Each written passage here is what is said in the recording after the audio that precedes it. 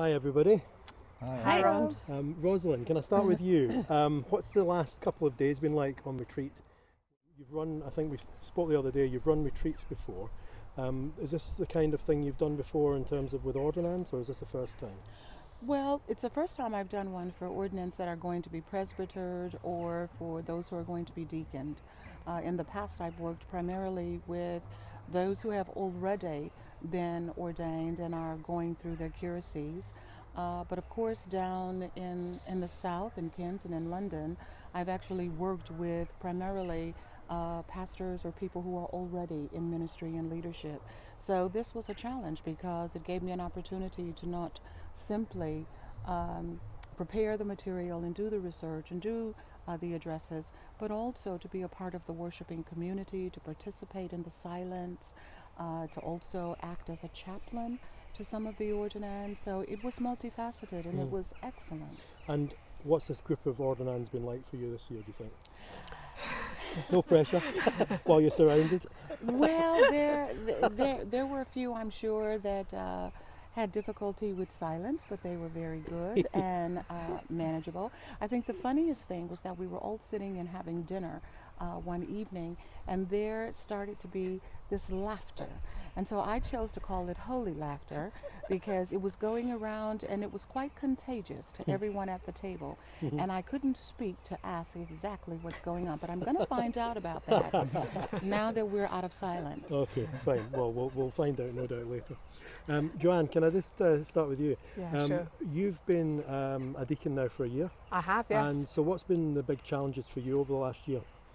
Well, I think the big challenge is thinking on your feet, although I did a practical theology degree and it gave me a great grounding, it's thinking on your feet, being your own resource to work out what God is saying and what God is doing in the different situations that we encounter. You can't learn it all before you start. We're very much learning on our feet, but God is with us and God's been really good.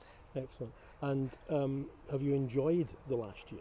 I have absolutely loved the last year. My parishioners have really taken me in and welcomed me with very generous and warm hearts, and the communities too where I found myself. And even in that short space of time, you really begin to build up relationships with people in the family of God. It's been absolutely fantastic. Lovely, terrific. Stephen, you're the youngster of the group, yeah? Yes. Yeah. You won't mind me saying you're 69, yeah? Yes. Excellent. And what's it been like for you in that position in life to be going through the ordination process? It was a bit of a shock at first. A bit of a shock. Why? Well, I thought I'd retired.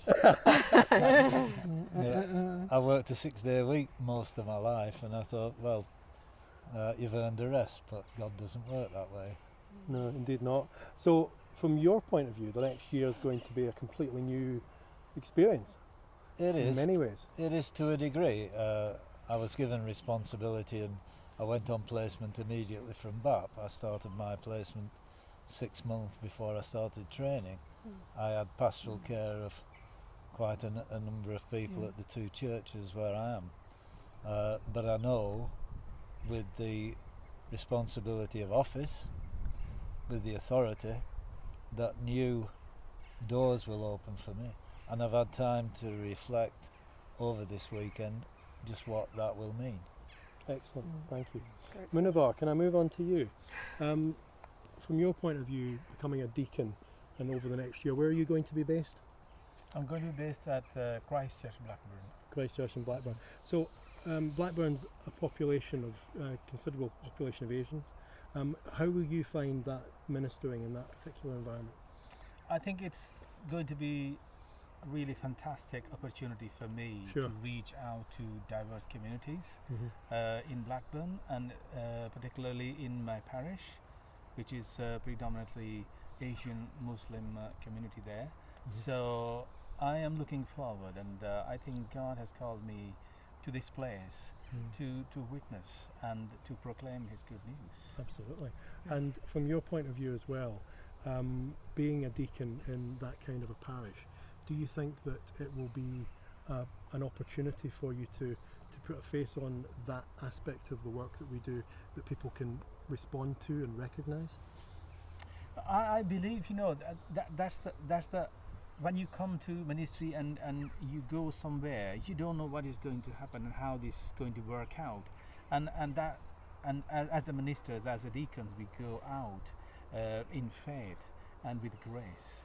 And that's God gives you wherever you go. He gives you what to say and what to do. And that's how we do. Super. And Rebecca, if I could come to you last. It's been a very busy year for you because, of course, last year you weren't at the ordinations this time last year because you were having a baby, yeah? Well, I was at the ordinations. Oh, I just you? had Right, a okay. 2-week-old baby with Right, me. okay. So yes, Right, well that must have been a challenge in itself. a joy, A joy. no challenge, an absolute Absolutely. joy and delight. And from your perspective now, becoming a priest, obviously you'll now be able to do to conduct the communion, the sacrament. What does that mean for you? My dad's a Lutheran pastor, and when I was 4, I used to practice doing the Eucharist after church. So I used to have gummy bears and bread or juice, and so something I've always practiced. So to be able to do it this Sunday in my parish, I think I'll weep with joy at fulfilling something that has always been a desire and a calling I've had. Absolutely. That's lovely. Well, I think that's a lovely way to end. So thank you all for your time today, and I hope you have a great weekend. Thank you. Thank you. Thanks, Ronnie. Thank you.